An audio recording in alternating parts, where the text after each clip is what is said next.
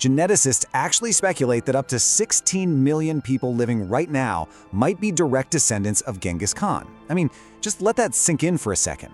To put that into perspective, that is roughly 1 in every 200 men alive today. The source material notes that as his empire grew, Genghis and his sons had their first pick of female captives, which led to an official harem of over 500 women, on top of his 23 official wives.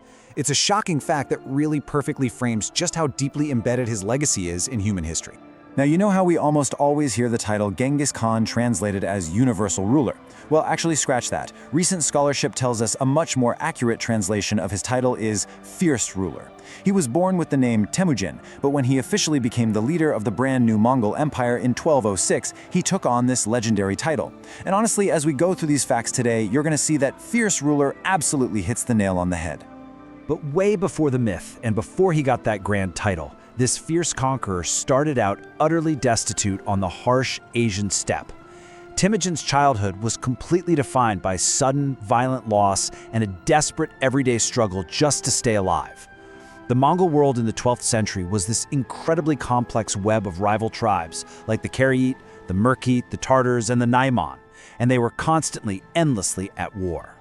Tracking his early years, it is just one staggering hardship after another. At only 9 years old, he was betrothed to a girl named Borte and literally left behind to work for her father to pay off the dowry. Then absolute disaster strikes. His own father, a chieftain named Yesige, is poisoned by rival Tartars at a dinner party. Suddenly, his family is stripped of all their status. Everyone abandons them. And a few years later, young Temüjin is actually captured by a rival clan and forced into slavery, wearing this incredibly restrictive wooden collar around his neck. So he goes from being a chieftain's son to a starving captive in the blink of an eye. To really grasp the gritty reality of his survival, you have to understand that his family was reduced to hunting and fishing just to eat. And here is a truly shocking fact for you. When his older half-brother Begter stole a fish that Temüjin and his brother had just caught, Temüjin didn't just get mad and argue with him. No, he and his younger brother ambushed Begter and showered him with arrows. They killed their own brother over a single fish. That is the level of absolute ruthless survival instinct being forged into him on the steppe. Somehow, through sheer resilience, he escapes captivity and slowly starts building this massive coalition. And he was brilliant about it, valuing pure merit and loyalty over noble birth, recruiting these amazing commanders from super humble origins. He allies with his father's old friends, rescues his kidnapped wife Borte, and starts taking control. But what's totally wild is how he handled his rivals. His own childhood friend and sworn blood brother Jamuga actually became his greatest rival. When Jamuga was finally betrayed and captured, Temüjin ordered an unbelievably brutal execution, having his own sworn brother hacked to pieces just to solidify his absolute power. Okay, so how on earth does he transition from a nomadic survivor fighting over a fish to conquering the world? Well, he realized that to stop these tribes from endlessly killing each other, he had to point them outward. He promised them endless wealth through conquest. To pull that off, he completely restructures their entire society, tearing down all those old tribal loyalties and replacing them with a strict decimal military system, grouping everyone into tens, hundreds, and thousands. And he enforces this brand new structure with a super strict rule of law called the Great Yasa. Now, we normally think of law codes dealing with major crimes, but in a brutal reality check, the Yasa was tied directly to steppe survival. Seemingly simple things like contaminating running water or even failing to share your food with a stranger, those resulted in the absolute death penalty. It's a shocking fact, but he demanded total obedience and enforced it with terrifying severity. Even their downtime was deadly serious. Their annual hunt, that wasn't just for sport. It was a highly disciplined, completely lethal military training exercise. Tens of thousands of men would surround animals over a massive area and then slowly, perfectly close the net.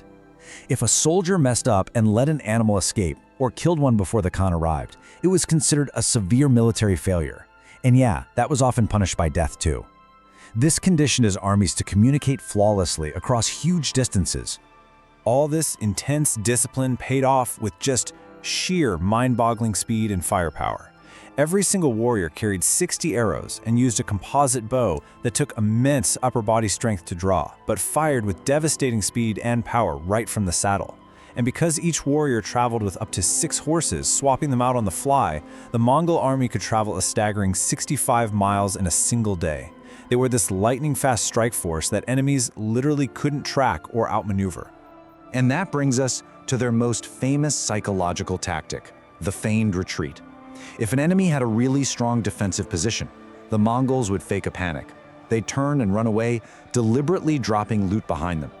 The second the enemy broke formation to chase them or grab the shiny plunder, the Mongols would wheel their horses right back around and completely slaughter the distracted soldiers in the open field. It was an absolute masterclass in psychological warfare. So, with his war machine perfectly tuned, Genghis turns his gaze eastward. He knows his armies need constant plunder to stay loyal, and the rich agricultural empires to the south were the ultimate prize. But here's the thing, he wasn't facing a unified China. Fortunately for the Mongols, the territory was actually fractured into 4 competing dynasties, which was a massive strategic vulnerability. You had the Jin in the northeast, the Western Xia in the north, Karakatai to the northwest, and the Song dynasty down in the south. Instead of fighting one giant superpower, the Mongols were able to exploit these rivalries, forcing the Western Xia into submission first, and then turning their full, terrifying might against the Jin Empire. Which leads us to the siege of the Jin capital, modern-day Beijing, in 1215. The scale of the destruction here is almost incomprehensible to us today. It wasn't just a regular military victory. The blockade was so insanely tight that both the besiegers and the besieged faced extreme starvation, with sources citing shocking allegations of cannibalism right there inside the city walls. When the city finally fell, the Mongols devastated it so thoroughly that the local population dropped by over 3/4. It was literally an apocalyptic level of destruction. Now, shifting focus to the west, the Khwarezmian Empire makes what is arguably the most fatal miscalculation in history. Genghis actually wanted a peaceful, mutually beneficial trade relationship with this powerful Muslim empire in Central Asia, but a local Khwarezmian governor massacres an entire Mongol trade mission, claiming they're spies. When Genghis sends a diplomat to demand justice, the Shah executes the diplomat. You guys, you do not do that to Genghis Khan. This single arrogant act unleashed his full, terrifying fury upon the Islamic world. Because what happens next is just horrifying. The sheer scale of the massacres in the West is staggering. The Mongols used incredibly terrifying tactics, like forcing their own newly captured prisoners of war into the front ranks to act as human shields against their own countrymen during sieges, like the one at Samarkand. When cities like Gurganjanj, Merv, and Nishapur fell, they systematically executed the inhabitants. Historical estimates suggest that over 1 million lives were lost in these specific sieges alone. Just a shocking historical reality.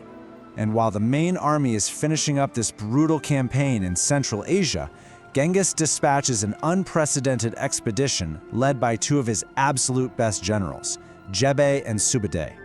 They were given 20,000 cavalry and essentially told, ride west and see what you can find. What followed was a multi-year raid that pushed the Mongol Empire all the way across the Caucasus Mountains to the very edges of Europe. It's basically the greatest long-distance raid in human history. The Europeans who ended up encountering them were left in a state of utter, complete terror and confusion. At the Battle of the Kalka River in what is now Ukraine, the Mongols completely crushed a massive coalition of Russian and Cuman forces. There's this quote from the Novgorod Chronicle that perfectly captures their shock. They literally had no idea where these unstoppable, lightning-fast horsemen had come from. To the Europeans, it was like an alien army had just dropped right out of the sky. But let's move to the final days of the Great Khan, which are, just as shrouded in extreme mystery as his desperately poor early life. After conquering more territory than any single commander in human history, Genghis headed back east to punish the Tenggid people for a betrayal. And his end comes surprisingly suddenly. During this final campaign, at roughly 65 years old, he falls from his horse and his health rapidly declines, leading to his death in August 1227. But what's truly fascinating, and honestly another shocking fact, is that after forging the largest contiguous empire ever, he demanded to be buried in complete secrecy. His body was taken back to Mongolia, and it's widely believed that his funeral escort ruthlessly executed literally anyone who happened to cross their path just to keep the tomb's location a secret. And guess what? It's a mystery that remains totally unsolved today. No one knows where he is. You'd think that following his death, the whole empire would just collapse, right? Actually, it expanded even more. His descendants pushed further into Europe, the Middle East, and fully conquered China. Eventually, this incredibly vast territory fragmented into 4 massive, distinct khanates across the globe: the Golden Horde in Russia, the Yuan dynasty in China, the Chagatai Khanate in Central Asia, and the Ilkhanate in the Middle East. It completely rewired the geopolitical map of Eurasia forever. So, looking at the staggering scope of this entire explainer, we are left with this massive, complicated question. Was Genghis Khan a pragmatic, visionary state builder who brilliantly unified continents and cultures? Or was he a ruthless, manipulative despot, defined entirely by extreme brutality and the millions of people who died under his marching hooves? The historical record provides overwhelming evidence for both. It is an incredibly complex, shocking legacy that history is still grappling with today. What do you think? Thanks for diving into this with me, and definitely keep questioning the history you think you know.